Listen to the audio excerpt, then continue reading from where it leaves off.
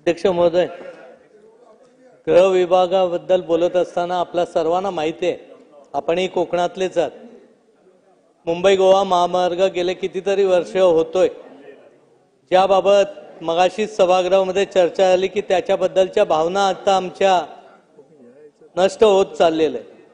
आणि ह्या महामार्गालगत सावर्डे माझं देखील गाव आहे आणि हे गावामध्ये KG पासून मेडिकलच्या PG पर्यंतच्या अनेक इन्स्टिट्यूट आज तिथे आहे.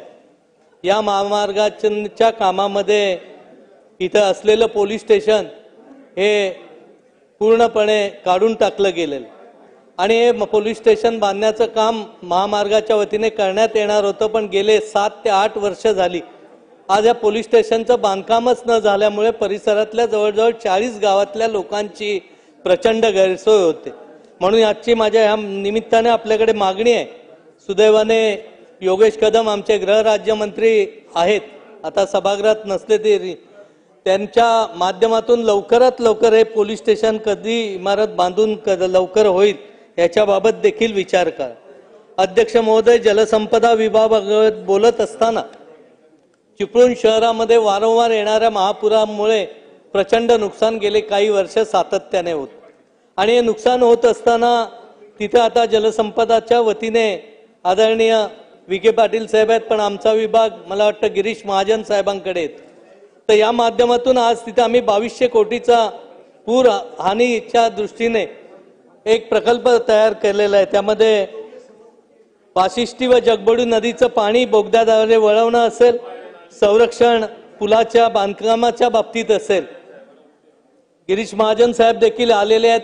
माझी त्यांना आग्रहाची विनंती आहे की आमचा चिपळूणचा जो पूर येऊ नये म्हणूनचा प्रकल्प हाती घेतलेला आहे तो जलसंपदाने तातडीने मंजूर करून द्यावा, की जेणेकरून चिपळूणमध्ये येणाऱ्या पुरापासूनचा धोका आम्हाला कमी मिळू शकेल. याच्यामध्ये अनेक गोष्टी समाविष्ट केलेल्या आहेत आणि यातला महत्त्वाचा मुद्दा म्हणजे चिपळूण शहरामधल्या नदीपात्रामध्ये खासगी जागा खूप मोठ्या प्रमाणात आहे आणि या खासगी जागा जर आपण संपादित केल्या आणि ते सगळा जर गाळ काढला त्यातला, तर त्याचा उपयोग खूप चांगल्या पद्धतीने या सगळ्या कामामध्ये होईल.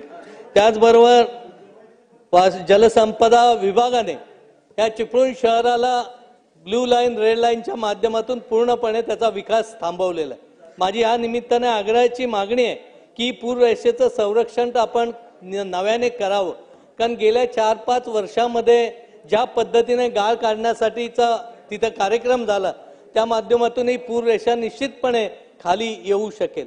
आणि त्याचबरोबरीने जलसंपदा खातं आणि नगरविकास खात्याच्या माध्यमातून तिथे नव्याने बिल्डिंग होण्यासाठी काही वेगळे उपक्रम ज्या पद्धतीने गुजरात सरकारने अवलंबले त्या पद्धतीने जर केलं तर चिपळूण शहराला देखील बांधकामामध्ये एक चांगली संधी मिळेल.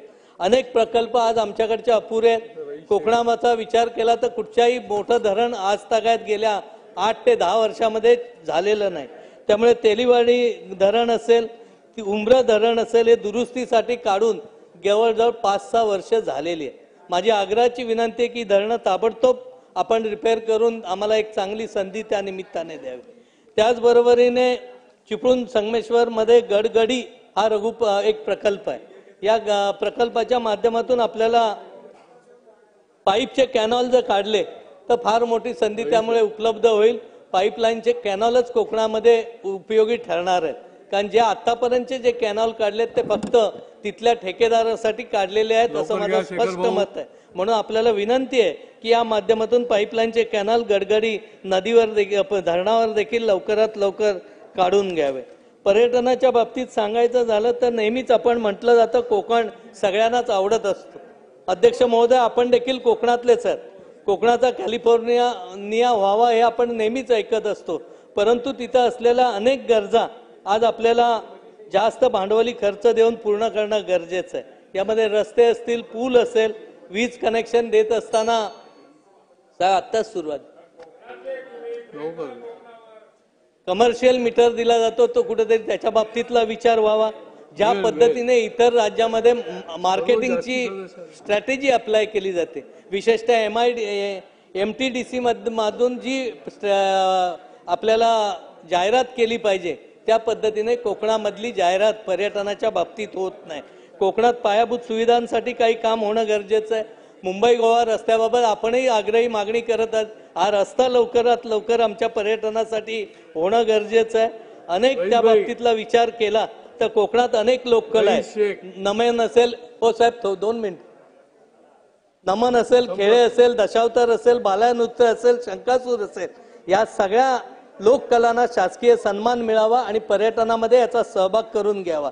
त्याचबरोबरीने अनेक गोष्टी करत असताना कोकणामध्ये कोकण पर्यटन महामंडळ जर आपण स्थापन केलं आणि ग्रामीण पर्यटन आणि कृषी पर्यटनाला जर चालना देण्याचं काम केलं तर निश्चितपणे त्याचा उपयोग आपल्या या सगळ्या माध्यमातून होईल. पर्यावरणाबद्दल बोलत असताना आज आमच्या फॅक्टरीचं पाणी राजरोजपणे नदीला दिलं जातं आणि त्यामुळे नद्यांची देखील खूप मोठी दूषित होतं. त्यामुळे याच्याही बाबतीत कडक धोरण आपण अवलंबलं पाहिजे. वेगवेगळ्या उपक्रम राबवत असताना या सगळ्याचा विचार करून आपण एक चांगलं धोरण निश्चित करावं एवढीच विनंती आजच्या माध्यमातून आपल्याला करतो. धन्यवाद.